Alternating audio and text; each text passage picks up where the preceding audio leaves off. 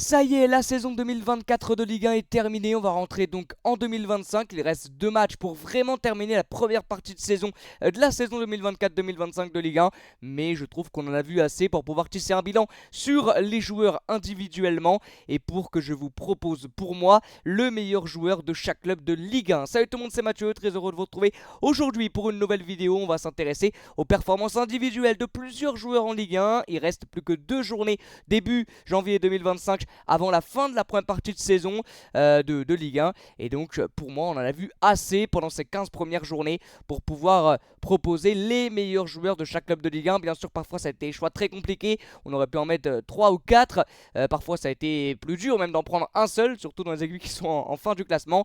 Peut-être que pour vous c'est des choix vraiment du n'importe quoi. Pour vous, vous aurez mis absolument un autre joueur. Mais du coup, n'hésitez pas à me le dire dans les commentaires, hein, tranquillement, à me dire pourquoi vous refusez d'accepter le choix que je vous ai proposé. Et surtout de me proposer pour vous quel est le meilleur joueur par club de Ligue 1. Et on commence donc avec la lanterne rouge et le MHSC du côté de Montpellier. J'ai essayé de mettre TJ Savanier, c'est depuis un très très long moment et de très très longue saison maintenant que c'est le meilleur joueur de Montpellier, hein, TJ Savanier. Il est quand même au-dessus des autres, il faut quand même le dire. Techniquement, au niveau de la qualité de passe aussi, on voit que c'est un joueur vraiment qui a une qualité de jouer au-dessus dans un autre club, peut-être même dans un autre championnat. C'est un super joueur, TJ Savanier. Alors cette année, un petit peu comme sur le plan collectif, ça reste peut-être plus compliqué que les années précédentes individuellement, mais tu vois que c'est un mec quand même qui peut te changer le cours d'un match et qui peut t'apporter une action sur un geste technique, sur un coup franc, sur une passe longue, sur une passe que seul lui a le secret. Donc ça reste quand même TJ Savanier, ça reste du très très grand football, ça reste le capitaine de Montpellier, ça reste un joueur indiscutable. 3 passes d'ess, 1 but, une note moyenne depuis le début de saison de 7,15, donc c'est plutôt bon et ça montre qu'il est très régulier. Il a notamment fait 2 passes d'ess, je crois, contre Auxerre, où il a été l'homme du match lors de la victoire Montpellier-Rennes contre la Auxerre. Il a à peu près 80% de précision de passe par match, donc c'est vraiment sa qualité numéro 1, hein, son bagage numéro 1, sa qualité de passe courte et longue. 71% de passes longues réussies, donc c'est quand même très très très très bien. Bon, il est peut-être un petit peu moins bon que les saisons précédentes, mais j'ai envie de vous dire, tout le collectif en lui-même est un petit peu moins bon, mais il reste quand même au-dessus des autres. Pour moi, il reste quand même un, voire 2 crans au-dessus des autres. Il a très souvent des notes entre 7 et 9 lors de ses rencontres, donc ça montre qu'individuellement, il est vraiment au-dessus des autres. Je trouve que le milieu de terrain montpellierin, c'est pas le pire de Ligue 1, avec notamment Chotard, Ferry, Savanier, ça reste quand même intéressant. Et je trouve que voilà, Savanier est encore au-dessus des autres. Il y a Nordin aussi qui est assez intéressant, mais il y a beaucoup de déchets en son jeu. Savanier, c'est quand même un joueur qui pourrait vraiment jouer au-dessus. Et je pense que s'il n'est pas là, Montpellier, c'est peut-être encore moins de points sur cette première partie de saison. On passe à Nantes. Et du côté de Nantes, pour moi, c'est sans aucun doute possible Moses Simon. Il y a que lui, ou il y a presque que lui, avec peut-être Mathis Sablin, qui est capable d'apporter du danger individuellement, par la percussion, par la vitesse, par la technicité. Il passe il part de son flanc gauche pour revenir dans l'axe, pour pouvoir apporter du danger, pour être décisif comme il l'a été contre Rennes, pour sortir Nantes de ce match un petit peu fermé, même si c'était à 11 contre 10 durant toute la deuxième partie de la mi-temps. Ça a été compliqué pour Nantes sur cette première partie de saison, mais Simon, encore une fois, a été au-dessus des autres, je trouve. Techniquement, dans l'impact, dans la percussion, il est très très fort. C'est un réel joueur de déséquilibre, Moses Simon. Malheureusement, pas très régulier. Voilà, parfois il sort des matchs un petit peu compliqués et parfois un peu fantomatiques. Mais quand il a le ballon, tu sais qu'il va pouvoir faire quelque chose. Tu sais qu'il va pouvoir apporter du danger par la passe, par le dribble. Il a été 2 fois depuis le début de l'année dans l'équipe de la semaine. Il crée énormément d'occasions. Il va offrir beaucoup de danger. Je pense qu'avec Ablin, c'est les seuls, peut-être Sorba Thomas, mais qui joue un petit peu moins, c'est plutôt un remplaçant, qui peuvent amener du danger individuellement. Tu sais que quand ils ont le ballon, ils peuvent te faire quelque chose, ils peuvent accélérer le jeu, ils peuvent offrir du spectacle. J'aime beaucoup ce genre de profil et Simon a encore fait une première partie de saison folle. Il va falloir vraiment le garder pour la deuxième parce qu'il est très important dans le 11 nantais. Parfois il passe à côté de ses matchs, mais ça reste un joueur assez régulier. On le voit, 13 matchs, 4 buts, 4 passes D, pardon, dans un but très important contre Rennes et une note moyenne de 7,22 en 15 matchs, donc c'est vraiment pas mal. On passe maintenant Au Havre, alors, du côté du Havre, ça a été assez compliqué parce qu'offensivement, bah, pour moi, il n'y avait pas de joueur à mettre au-dessus des autres parce que c'est la pire attaque de Ligue 1, donc c'est un petit peu compliqué. Mais j'ai mis un milieu de terrain et le petit Abdoulaye Touré qui fait quand même plutôt une saison intéressante au milieu de terrain avec une note moyenne de 7,04, 3 buts, une passe d'ess en 13 matchs. Il fait beaucoup de kilomètres. Vous pouvez aller voir sa hitmap, c'est assez impressionnant. Il est vraiment partout, il mouille le maillot, il est très combatif. Abdoulaye Touré, alors c'est pas le joueur le plus agréable à regarder jouer, hein. Il y a beaucoup de déchets en son jeu, mais il est assez efficace. Il récupère pas mal de ballons, assez précis quand même, avec 83% de passes réussies depuis le début de saison, assez propre dans les transmissions. Je trouve qu'il est légèrement, très légèrement au-dessus de quelques-uns de ses coéquipiers. Défensivement, surtout très intéressant. Défensivement, c'est un peu la tour de contrôle, hein, avec sa grande taille, Abdoulaye Touré. Après, ça reste compliqué. Au dribble, dans l'exercice du dribble, il est assez intéressant. 70% de dribble réussi depuis le début de l'année. Donc balle au pied, ça reste intéressant. Il sort souvent avec plus de 7 de moyenne lors de ses matchs. Donc pour moi, c'est voilà, celui qui sort un peu du lot du côté du Havre. Ça a été compliqué ce choix là, donc n'hésitez pas les supporters havrais à me donner pour vous quel a été le meilleur joueur. Peut-être que je dis n'importe quoi, c'est peut-être Joshua Casimir ou Kusayev ou Desmas, je sais pas, n'hésitez pas à me dire. Mais pour moi ça doit être Touré au niveau de ses stats, au niveau de ses notes et au niveau de son profil très intéressant. On va maintenant du côté de Saint-Étienne, et à Saint-Étienne c'est le même critère que à Nantes. Pour moi le seul joueur qui est capable individuellement d'apporter du danger balle au pied, c'est Zoreko Davidashvili. Alors lui c'est encore plus irrégulier que Moses Simon, mais tu sais que quand il est en forme, quand il a le ballon sur son côté gauche, il va pouvoir t'apporter de la folie, du spectacle, et c'est le seul du côté de Saint-Étienne qui est capable d'apporter ça. Malheureusement il y avait un Ben Holt qui était capable de le faire, mais il s'est blessé pendant de très longs mois. Cafaro c'est très compliqué, Boaki c'est pareil, très dur. Donc Zoreko Davidashvili est le seul à pouvoir provoquer, à pouvoir impacter, à pouvoir éliminer, à pouvoir percuter. Sur le côté, maintenant, il est assez irrégulier malheureusement. Il te sort une masterclass contre Auxerre, je crois, avec un triplé, si je dis pas de bêtises. Je crois que c'est un triplé. Il était 2 fois dans l'équipe de la semaine. Il a une note moyenne de 7,05, 5 buts de passe d'ess. Il a joué tous les matchs depuis le début de saison. À voir s'il va jouer avec le nouveau coach, mais je pense parce que techniquement, c'est quand même très fort. Ils ont besoin pour se maintenir d'un Zoreko Davidashvili. Maintenant, voilà, c'est pas non plus le meilleur joueur du monde, mais pour moi, il est au-dessus des autres du côté de Saint-Étienne. Je ne vois pas en fait qui d'autre tu peux mettre du côté de Saint-Etienne à part Zoreko Davidashvili, assez précis aussi dans les passes, peu de déchets. Maintenant, bon, quand il dribble, il y a quand même un petit peu de ballon perdu, bien évidemment. Ça reste assez irrégulier, mais ça reste un joueur sur lequel tu peux compter vraiment balle au pied et qui peut t'apporter de la folie et du spectacle. Ensuite, le prochain, c'est du côté d'Angers et c'est Imad Abdelli, joueur que j'adore vraiment, Imad Abdelli, l'Algérien, qui je trouve il y a 2 ans quand Angers était en Ligue 1, et vous vous souvenez, la saison catastrophique d'Angers, c'était pour moi le seul offensivement qui arrivait à apporter du danger, qui était au-dessus des autres, et je trouve que vraiment techniquement il a un bagage assez impressionnant. Imad Abdelli, balle au pied, c'est quand même très fort, c'est voilà, du très haut niveau. Imad Abdelli, 15 matchs, titulaire indiscutable, ça marche bien notamment avec du Ferrat, avec du El Melali, 4 buts, une passe d'ess, notre moyenne de 7,02, 84% de précision dans ses passes. Donc c'est un vrai dynamiteur du jeu, c'est vraiment lui qui va rythmer le jeu, un vrai numéro 10, il a une super vision, une super lecture du jeu, il court énormément, voilà, lui aussi il est très combatif et fait beaucoup d'efforts. Ça fait longtemps qu'il est à Angers, donc il est adopté par le public, je crois qu'il est beaucoup apprécié. Il est très fort techniquement, et du côté d'Angers pareil, bon, début de saison catastrophique, ça va un peu mieux en ce moment, et je trouve que Imad Abdelli offensivement est le meilleur atout du SCO. Ensuite on va aller du côté de Strasbourg, et à Strasbourg, alors il y en avait beaucoup parce qu'il y a pas mal de joueurs qui auraient pu sortir du lot, Nanassi, Bakwa, même Doucouré qui avait fait un match incroyable contre l'OM, même Habib Diarra le capitaine, mais j'ai décidé de mettre en avant le joueur prêté par les Blues et Andrei Santos. 14 matchs, 6 buts, une note moyenne de 7,52. C'est un joueur alors plus combatif que lui, je pense que c'est compliqué. Il court absolument partout, il avale un nombre de kilomètres mais inestimable, incalculable vraiment. C'est le genre de joueur, j'ai déjà vu, quand il récupère un ballon à la 85e minute, il va le fêter avec toute la méno, tout le public, comme si il venait de marquer un but à la 95e minute d'un match de Ligue des Champions. Enfin, c'est assez fou, il a un amour du maillot incroyable, alors qu'il est prêté seulement par Chelsea du côté de Strasbourg. Il est très à l'aise dans plusieurs registres, dans les passes, il va être capable de couper les lignes grâce à ses qualités de passe et ses qualités de percussion, ses qualités de dribble. C'est un énorme récupérateur aussi, il récupère beaucoup de ballons, il est assez propre dans ses transmissions, 88% 70% de précision par match. Il va récupérer plus de 7 ballons par rencontre. Il est partout sur le terrain. Vraiment, tu clignes des yeux, il est à droite, tu clignes des yeux, il est à gauche, tu clignes des yeux, il est dans le but. Enfin, il est partout, partout, partout. Il est très bon techniquement avec à peu près 70% de dribble réussi, 72% de duels au sol remportés. Donc il est bon dans les deux surfaces, il est bon dans beaucoup de registres. Et c'est un joueur très intéressant. Alors ça va être compliqué pour Strasbourg de pouvoir le garder. Bon, je pense pas qu'il va avoir une carrière avec Chelsea au vu de l'effectif de Chelsea. Mais il y a beaucoup de clubs, je pense, qui vont vouloir André Santos. Parce que ce qu'il propose du côté de Chelsea, c'est très très fort. On va aller du côté de Rennes maintenant. Et à Rennes, je vais mettre en avant Ludovic Blas. 15 matchs, 4 buts, 5 passes d'ess, une note moyenne de 7,21. Blas est très très fort par rapport à des Kalimundo, Guiri qui malheureusement ont du mal sur cette première partie de saison. Je trouve que Blas, offensivement, il est très fort. On connaît ses qualités bien évidemment. Je pense même qu'il a peut-être marqué le plus beau but de cette première partie de saison et qui sera sans aucun doute dans le top 3 des plus beaux buts de la Ligue 1 en fin d'année. Son chef-d'œuvre contre l'AS Monaco, on s'en rappelle.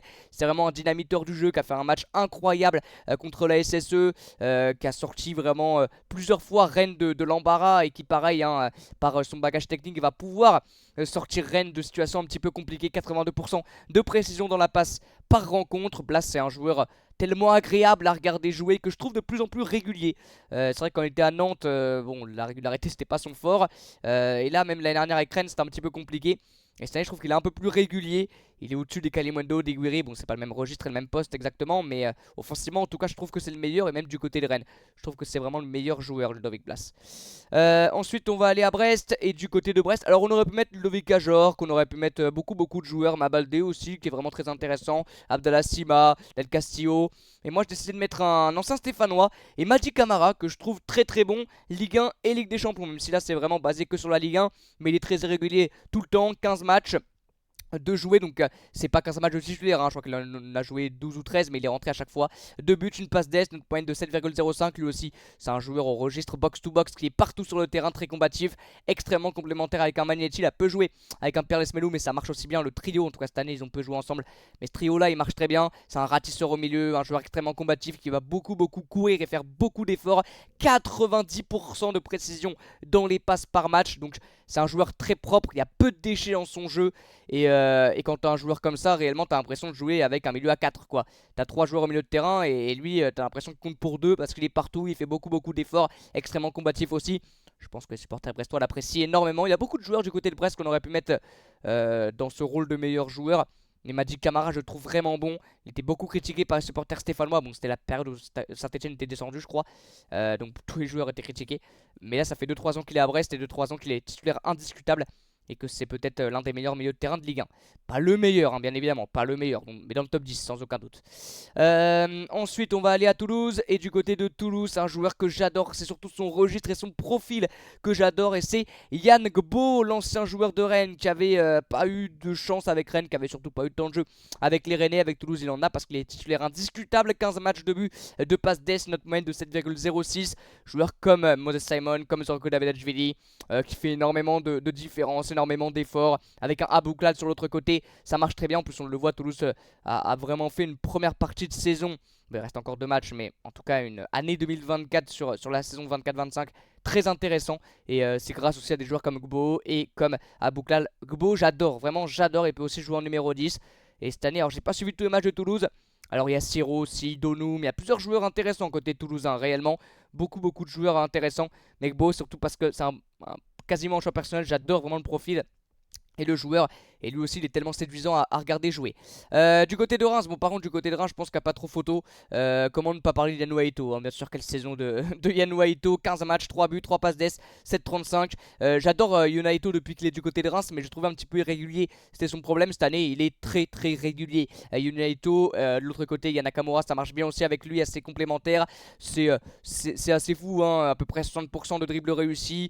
C'est peut-être un joueur un peu moins impactant, un peu moins percutant, qui va peut-être faire moins de courses et un peu moins rapide qu'un Davidashvili, un peu moins puissant qu'un Davidashvili, qu'un Gbo, qu'un Simon. Mais techniquement, qu'est-ce que c'est fort. Il a cette faculté à beaucoup revenir dans l'axe aussi. Il a beaucoup de qualité, Yonaito. Et cette année, je trouve qu'il fait une saison incroyable, un début de saison incroyable. Enfin, une première partie de championnat très intéressante. Reims, ça va bien, c'est top 10. Et c'est aussi grâce à ce genre d'individualité et grâce à la saison complètement aberrante de Yunya Ito.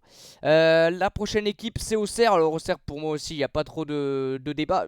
ce que j'ai trouvé assez fou, ce qui m'a choqué, c'est sa note moyenne qui est assez basse pour moi. Il aurait presque mérité 8 de note moyenne tellement il fait une première partie de saison complètement folle. C'est Ahmed Junior Traoré, c'est phénoménal. Vraiment ce qu'il propose, je pense qu'Auxerre n'aurait pas le même visage sans Ahmed Junior Traoré. 12 matchs, 6 buts, une passe d'ess, 7,09. Même en enlevant ces stats qui sont assez folles, c'est vraiment un joueur qui pèse sur le jeu auxerrois, mais dans le plus hein. C'est bien évidemment positif, hein, bien évidemment. Début de saison complètement fou, et il est capable de tout faire. Il est tellement complet, il est capable de tout faire: marquer, dribbler, passer, intercepter. Son seul point faible, c'est qu'il est trop fort. J'en fais peut-être trop, mais je le trouve incroyable. Il restera pas au Auxerre parce que c'est un prêt. Je sais plus de où il est prêté. Je sais qu'il est passé par l'Inter, par Sassuolo, par Bournemouth. Je sais plus par où il est prêté, peut-être par Bournemouth ou par Sassuolo, mais il est trop fort. Vraiment, Auxerre, ils ont eu du pif, hein, aller le chercher en prêt. Pour une saison, il va leur faire tellement de bien. Je pense que tu l'enlèves, malheureusement, j'en souhaite pas, mais s'il se blesse 5, 6, 7 matchs, je pense que tu vois que les résultats seront pas les mêmes. Parce que, alors je dis pas que tout le reste est pas bon, hein, bien évidemment, c'est un tout, hein, c'est un collectif auxerrois qui fait que cette saison est folle pour le moment. Du côté de la GA, une défense aussi très costaud, mais Ahmed Junior Traoré, qu'est-ce qu'il est fort, vraiment, qu'est-ce qu'il est fort, incroyable. Et bon, malheureusement, je pense qu'il restera pas au Auxerre. Alors sur ce mercato hivernal, si, il restera toute la saison. Mais l'année prochaine, je pense qu'il va taper dans l'œil de plusieurs clubs parce qu'il est extrêmement fort. On va passer à Lens, et du côté de Lens, la surprise bien évidemment. Alors on l'attendait peut-être pas en tant que titulaire indiscutable en début de saison, il a joué beaucoup de matchs, mais c'est aussi dû au transfert raté de Kevin Danso. Quelle saison exceptionnelle de Abdou Kodir Kusanov, incroyable saison de Kusanov, c'est un monstre. Voilà ce qu'il faut en retenir de ce joueur. C'est un buff, un monstre, une tour de contrôle, un tank, tout ce que vous voulez. 13 matchs, alors bien sûr 0 but, 0 passe d'ess, notre moyenne de 7,17. Il a fait 0 erreur amenant un tir, 0 erreur amenant un but, plus de 70% de duels aériens remportés, peu de fautes, très propre, super propre dans l'intervention et dans la relance. En l'absence de Danso, c'est lui qui a été en défense centrale aux côtés de Medina et de Grady, et c'est un monstre. C'est une surprise quand même. Et il y a déjà énormément de clubs européens et des gros clubs européens qui sont sur lui. Donc ça m'étonnerait pas qu'il parte, peut-être pas sur cette première partie de saison, mais au mercato estival. Si il fait une saison pleine, ben, je crois que depuis le retour de Danso, il est peut-être revenu remplaçant, mais il est devant dans la hiérarchie d'un Malang Sarr par exemple. Et c'est normal parce que ses interventions, ses relances, ses interceptions, tout est propre et tout est tellement joli à voir quand Kusanov est sur le terrain. J'adore vraiment Kusanov. On aurait pu aussi parler de Thomasson qui est très bon depuis le début de l'année, mais Kusanov, fallait je pense parier sur lui en début de saison parce qu'il fait, il fait des perfs folles, vraiment folles. On arrive au bout, vous inquiétez pas, on va à Nice. Et du côté de Nice, lui il m'a surpris sur le plan personnel. Je savais pas qu'il était capable de jouer comme ça et d'être aussi fort, aussi puissant. C'est Evan Guessant, quelle puissance il dégage ce gars. Lui aussi c'est un tank et un buff, mais offensivement il a le ballon, il court tout droit et c'est quasiment impossible de l'arrêter. 15 matchs, 6 buts, 3 passes d'ess, notre moyenne de 7,20. J'avais vu sur un commentaire qu'un supporter niçois avait dit que Evan Guessant était le meilleur joueur de ce début de saison, et je trouve que c'est normal. En plus il arrive à être titulaire indiscutable au côté d'une concurrence assez forte avec Mohamed Ali Chaud, avec Youssoupha Moukoko, avec Terem Moffi, bon il est blessé, Gaëtan Laborde.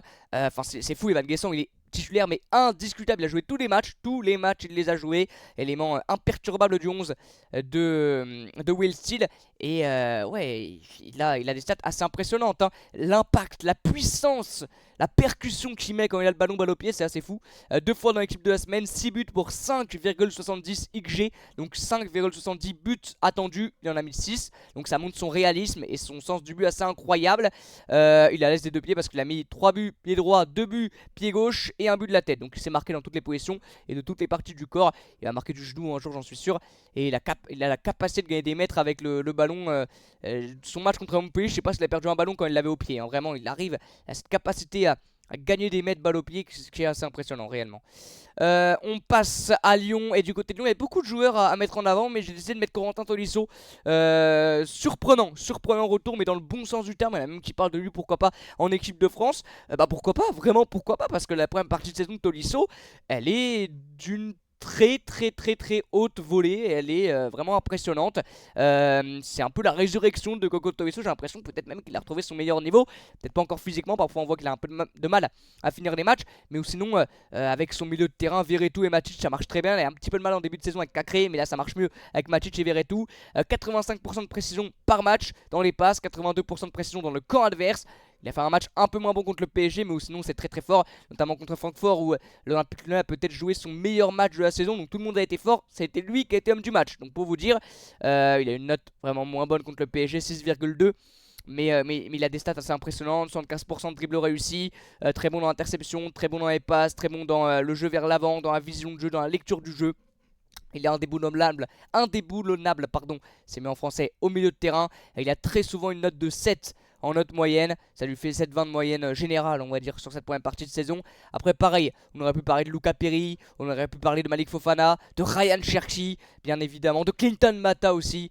Mais ouais, Tolisso, j'avais quand même envie de le mettre en avant parce que c'est assez fou ce qu'il propose. Du côté de Lille, alors à Lille, bien sûr, on aurait pu mettre David et c'est normal. David aurait dû y être aussi. Je pense même c'est avec le joueur que j'ai mis les deux meilleurs. Voilà, du côté de Lille, c'est sur le même piédestal.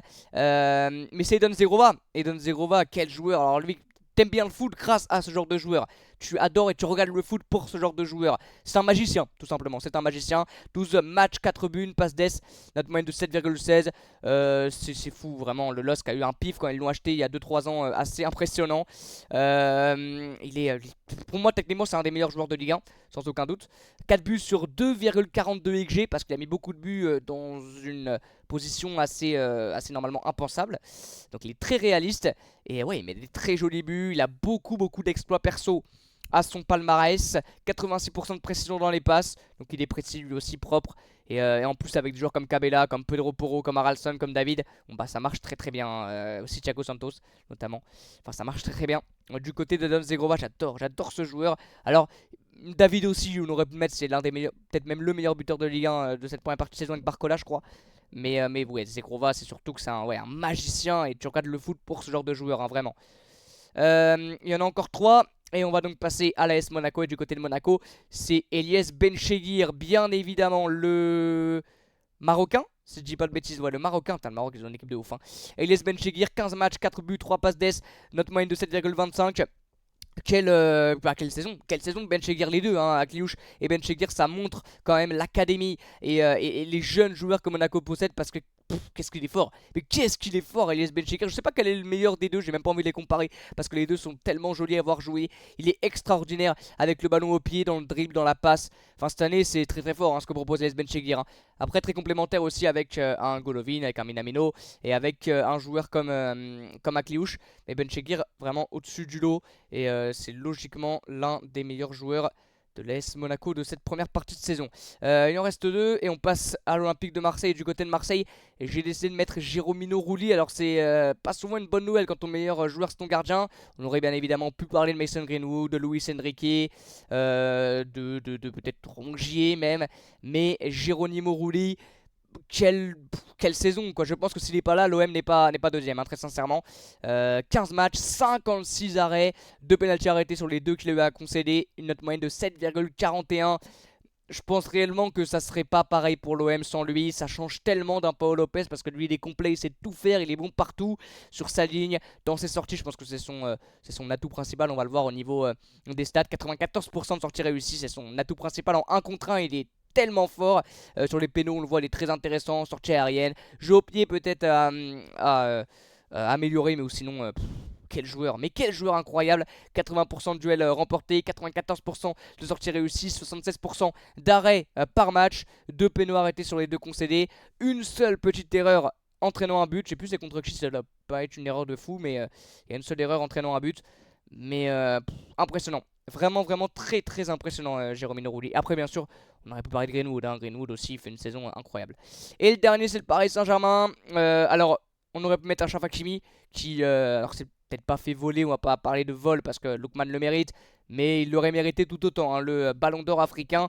Je l'ai pas mis non plus dans le meilleur joueur parisien, mais il aurait pu l'être parce que la saison d'Hakimi elle est folle. Moi j'ai plutôt décidé de mettre un jeune joueur en avant et de mettre Joao Neves. Voilà, Joao Neves, pas la surprise parce que je pense que le PSG savait à quoi s'attendre en le signant. Et voilà, 14 matchs, 2 buts, 6 passes d'ess, c'est le meilleur passeur décisif de la Ligue 1, si je dis pas de bêtises, notre moyenne de 7,67, presque 8. Bon, en Ligue des Champions c'est encore un peu compliqué, mais en Ligue 1 c'est super fort, c'est super fort. Lui aussi il a des stats assez incroyables, il est tellement fort pour casser les lignes grâce à ses passes, il est très complet et ils se sont absolument pas trompés d'avoir été le chercher du côté du Benfica, je crois, si je dis pas de bêtises. 92% de précision par match, 80% de passes réussies qui sont des passes longues, 90% de passes réussies dans le camp adverse, donc il est propre partout, c'est un milieu de box-to-box qui récupère des ballons, qui passe, qui marque, qui fait tout, qui fait vraiment tout et qui permet de gagner des mètres grâce à ses passes assez incroyables. Grosse lecture et grosse vision de jeu pour João Neves. Voilà, c'est la fin de la vidéo. N'hésitez pas dans l'espace commentaire à me donner vous vos avis et pour vous quel a été le meilleur joueur par club de Ligue 1. Alors du côté de Lyon on aurait pu en mettre d'autres, du côté du PSG on aurait pu parler d'Hakimi, du côté de l'OM on aurait pu parler de Greenwood, du côté de Monaco on aurait pu parler de Singo, de Dakliouche, de Minamino, de plusieurs joueurs. Dans beaucoup de clubs on aurait pu parler de différents joueurs, mais bon c'était un seul choix donc c'était compliqué. Mais n'hésitez pas à me dire ce que vous en pensez, surtout à me proposer pour vous vos meilleurs joueurs par club de Ligue 1. Voilà, merci beaucoup d'avoir suivi cette vidéo, je vous dis à très bientôt les amis et ciao.